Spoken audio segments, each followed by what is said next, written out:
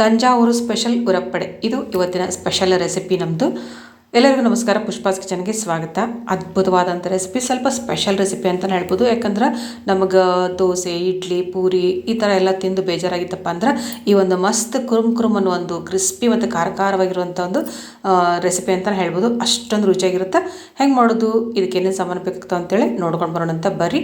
ಮೊದಲಿಗೆ ನಾನಿಲ್ಲಿ 1.5 ಕಪ್ನಷ್ಟು ರೇಷನ್ ಅಕ್ಕಿಯನ್ನು ಹಾಕ್ಕೊಂಡಿನಿ.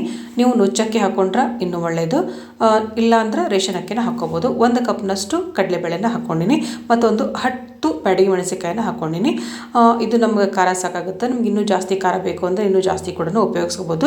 ಇದನ್ನೆಲ್ಲ ಚಂದಂಗೆ ನೀರು ಹಾಕ್ಕೊಂಡು ಒಂದು 2 ರಿಂದ 3 ಸಲ ಕ್ಲೀನಾಗಿ ವಾಶ್ ಮಾಡಿಕೊಂಡು ಒಂದು 4 ಗಂಟೆಗಳ ಕಾಲ ಇದನ್ನು ನೆನೆಯೋದಕ್ಕೆ ಬಿಟ್ಬಿಡಬೇಕು. ನೀವು ನುಚ್ಚಕ್ಕಿ ಹಾಕ್ಕೊಂಡ್ರಿ ಅಂದ್ರೆ ಸ್ವಲ್ಪ ಒಂದು 3 ಗಂಟೆ ಒಳಗೂ ನೆನೆಸ್ಕೊಂಡ್ರೆ ಸಾಕಾಗುತ್ತೆ. ಆದರೆ ನಾನೆಲ್ಲ ರೇಷನ್ ಅಕ್ಕಿ ಹಾಕ್ಕೊಂಡೆ ಅಂದ್ರೆ ಒಂದು 4 ತಾಸಾದರೂ ಇದು ಚಲೋ ತಂಗ ಮುಚ್ಚಿ ನೆನೆಯೋದಕ್ಕೆ ಬಿಟ್ಬಿಡ್ರಿ. ಈಗ ನಾನು ಒಂದು 4 ತಾಸು ನೆನೆಸ್ಕೊಂಡಿನಿ. ಒಂದು 2-3 ಸಲ ಚಲೋ ತಂಗ ವಾಶ್ ಕೂಡ ಮಾಡ್ಕೊಂಡು ಬಂದೀನಿ. ಈಗ ಇದನ್ನು ಎಲ್ಲನೂ ಸೇರಿಸ್ಕೊಂಡು ಗ್ರೈಂಡ್ ಮಾಡ್ಕೊಳ್ಳೋಣಂತ. ಇದಕ್ಕೆ ನೀವು ಬೆಳ್ಳುಳ್ಳಿ ಹಾಕ್ಕೋಬೋದು. ನಾನು ಇಲ್ಲಿ ಬೆಳ್ಳುಳ್ಳಿ ಹಾಕ್ಕೊಂಡಿಲ್ಲ, ಬರೀ ಶುಂಠಿ ಮಾತ್ರ ಹಾಕ್ಕೊಂಡಿನಿ.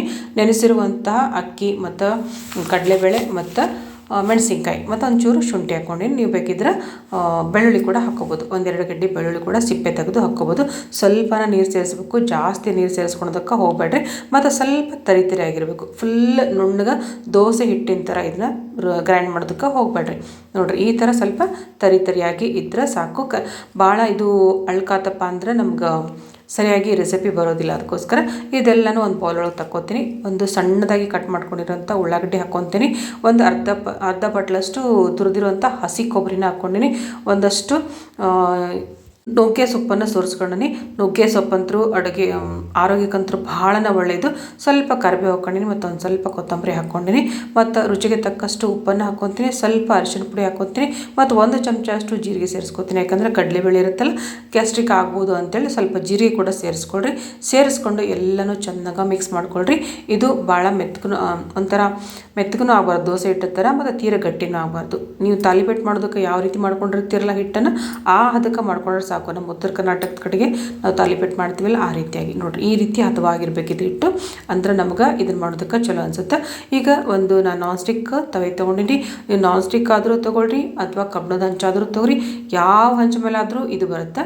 ಈಗ ಇದನ್ನು ನಾನು ಇದ್ರ ಮೇಲೆ ಸ್ವಲ್ಪ ಎಣ್ಣೆ ಹಚ್ಕೊಂಡು ಅದ್ರ ಮೇಲೆ ತಟ್ಕೊತೀನಿ. ಬಿಸಿ ಹಂಚ ಮೇಲೆ ತಟ್ಕೊಂಡು ನಾನು ಸ್ವಲ್ಪ ನಿಧಾನಕ್ಕೆ ಕೈ ಹುಷಾರಾಗಿ ನೋಡಿಕೊಂಡು ನೀವು ರೀತಿಯಾಗಿ ತೆಳ್ಳಗೆ ಇದನ್ನು ತಟ್ಕೋಬೇಕು. ಈ ರೀತಿಯಾಗಿ ಮೇಲೆ ತೆಳಗೆ ಚಂದಂಗ ಎಣ್ಣೆ ಹಾಕಿ ಇದನ್ನು ಚಲೋ ತಂಗ ಬೇಯಿಸ್ಕೋಬೇಕು. ಇಷ್ಟು ರುಚಿಯಾಗಿರ್ತೈತಲ್ರಿ. ನಿಮ್ಗೆ ಅಡೈ ದೋಸೆ ಅಂತೇಳಿ ಬರುತ್ತಲ್ಲ, ಗೊತ್ತಿರಬೇಕು. ಇದಕ್ಕೆ ಇನ್ನೂ ಬೇರೆ ಬೇಳೆಗಳನ್ನು ಸೇರಿಸ್ಕೊಂಡು ಅಡೈ ದೋಸೆ ಅಂತಲೂ ಮಾಡ್ತಾರೆ. ಇದನ್ನು ಹಿಟ್ಟನ್ನು ನೀವು ಸ್ವಲ್ಪ ಅಳಕ ಮಾಡ್ಕೊಂಡ್ರಿ ಅಥವಾ ಫುಲ್ ನುಣ್ಣಗೆ ರುಬ್ಕೊಂಡು ಅಡೈ ದೋಸೆ ಕೂಡ ಮಾಡ್ಬೋದು. ನಾನಿಲ್ಲೇ ಅಡೈ ದೋಸೆ ಬದಲಿ ಈ ರೀತಿಯಾಗಿ ಮಾಡಿ ತೋರಿಸ್ತೀನಿ. ಭಾಳ ಅಂದ್ರೆ ಭಾಳ ಕ್ರಿಸ್ಪಿಯಾಗಿರ್ತೈತಿ, ಭಾಳ ಟೇಸ್ಟಾಗಿರ್ತೈತಿ. ಆಮೇಲೆ ಇದ್ರ ಜೊತೆಗೆ ಒಂದು ಕೊಬ್ಬರಿ ಚಟ್ನಿ ಹಚ್ಕೊಂಡು ತಿಂದ್ರಿ ಅಂದ್ರೆ ಮಸ್ತಾಗಿರ್ತೈತಿ. ಈ ಕೊಬ್ಬರಿ ಚಟ್ನಿನ ನಾನು ಜಾಸ್ತಿ ಏನೂ ಹಾಕ್ಕೊಂಡಿಲ್ಲ. ಈ ಕೊಬ್ಬರಿ ಚಟ್ನಿಗೆ ನಾನು ಕೇವಲ ಒಂದು ಏಲಕ್ಕಿ ಹಾಕ್ಕೊಂಡಿನಿ, 1-2 ಹಸಿಮೆಣಸಿನ್ಕಾಯಿ ಹಾಕ್ಕೊಂಡಿನಿ ಮತ್ತು ಒಂದು ಸ್ವಲ್ಪ ರುಚಿಗೆ ತಕ್ಕಷ್ಟು ಉಪ್ಪನ್ನು ಹಾಕ್ಕೊಂಡಿನಿ. ಈ ಚಟ್ನಿ ಕೂಡ ಸ್ಪೆಷಲ್. ಇದ್ರ ಜೊತೆಗೆ ಭಾಳ ಟೇಸ್ಟಾಗಿರ್ತೈತಿ. ಚಟ್ನಿ ಜೊತೆಗೆ ನೀವು ಇದನ್ನು ಬೆಳಗ್ಗೆ ಬ್ರೇಕ್ಫಾಸ್ಟಿಗಾದರೂ ಮಾಡ್ಕೋಬೋದು ಅಥವಾ ಸಾಯಂಕಾಲ ಬ್ರೇಕ್ಫಾಸ್ಟಿಗೆ ಬೇಕಾದರೂ ಮಾಡ್ಕೋಬೋದು. ಭಾಳ ರುಚಿಯಾಗಿರ್ತೈತಿ. ನಮ್ಮ ಕಡೆಗೆ ಇದು ನಾವು ಮಾಡೋದಿಲ್ಲ. ಇದು ಒಂದು ಸ್ಪೆಷಲ್ ತಂಜಾವೂರು ರೆಸಿಪಿ ಅಂತ ಹೇಳ್ಬೋದು. ಖಂಡಿತವಾಗ್ಲೂ ಎಲ್ಲರೂ ಟ್ರೈ ಮಾಡಿ ನೋಡಿರಿ. ಕೊಬ್ಬರಿ ಚಟ್ನಿ ಜೊತೆಗೆ ಹಚ್ಕೊಂಡು ತಿಂದರೆ ಭಾಳ ಟೇಸ್ಟಾಗಿರ್ತೈತಿ ಮತ್ತು ಅಷ್ಟು ಕ್ರಿಸ್ಪಿಯಾಗಿರ್ತೈತಿ. ಕುರುಮ್ ಅಂತೇಳಿ ಖಾರವಾಗಿ ಇರ್ತೈತಿ. ಭಾಳ ಟೇಸ್ಟಿಯಾಗಿರ್ತೈತಿ. ನೋಡಿದ್ರಲ್ಲ ಫ್ರೆಂಡ್ಸ್, ಇವತ್ತಿನ ದಿವಸ ಸ್ವಲ್ಪ ಸ್ಪೆಷಲ್ ರೆಸಿಪಿ ತೋರಿಸಿ ನಿಮ್ಗೆ. ನಮ್ಮ ಉತ್ತರ ಕರ್ನಾಟಕದ ರೆಸಿಪಿ ನೋಡಿ ಬೇಜಾರಾಗಿತ್ತಪ್ಪ ಅಂದ್ರೆ ಈ ರೆಸಿಪಿ ಖಂಡಿತವಾಗ್ಲೂ ಟ್ರೈ ಮಾಡಿರಿ. ವಿಡಿಯೋ ಇಷ್ಟ ಆಗಿದ್ರೆ ಲೈಕ್ ಮಾಡಿರಿ, ಶೇರ್ ಮಾಡಿರಿ, ಸಬ್ಸ್ಕ್ರೈಬ್ ಮಾಡಿರಿ. Thank you.